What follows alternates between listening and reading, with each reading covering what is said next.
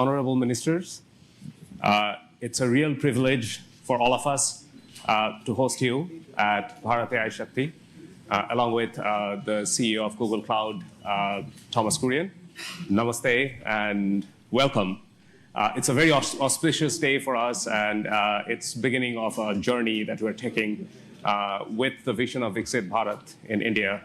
In that context, Minister Sitharaman, as initiatives like this AI Hub that we are doing in India, that underscores India's growing digital leadership, how do you think policy and institutional framework, they would continue to create an environment that would nurture innovations, first of all, but then position India as the absolute leading country in both global technology and the AI revolution that we're seeing around the world?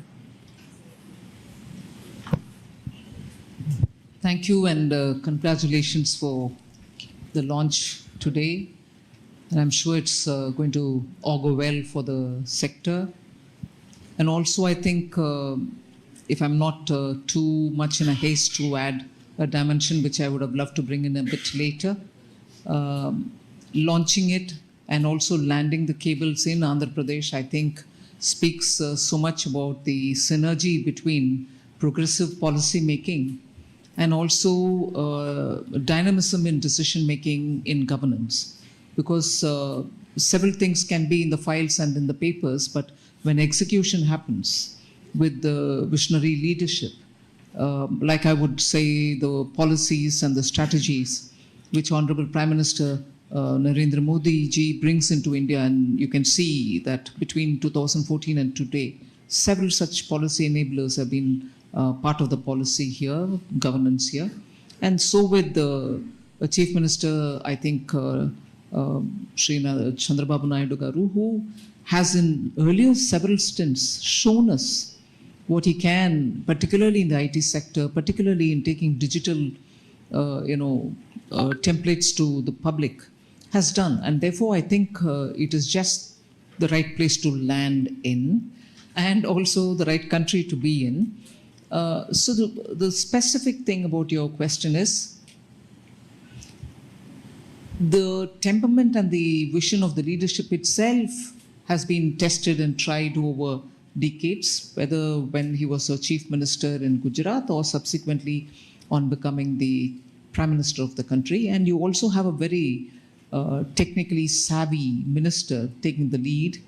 And as a result, you're constantly pushing the policy more towards where it should be, rather than competing and trying to catch up. The very tendency and attitude of government being that, both at the state and at the center, you're actually in a country, in a state, and of course from the state towards the entire country, and also, as you said, from here to the globe.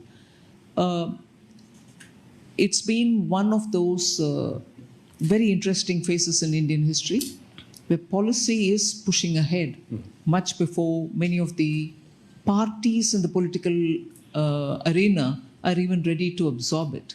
They see the result, and as a result, everybody has no other sense but to have their states where they are in power also to compete in this, which I think is eventually absolutely good for the country, because that's the kind of positive competition you want, and also that awareness that without these sort of enabling policies, you're not going to be able to take India towards 2047, when we hope to have developed status in all parameters. Yeah, no, thank you, Minister Sitharaman. And indeed, having the policy leading the path to the new technologies that are coming in, it's going to be instrumental to building India, the center of AI revolution that's happening.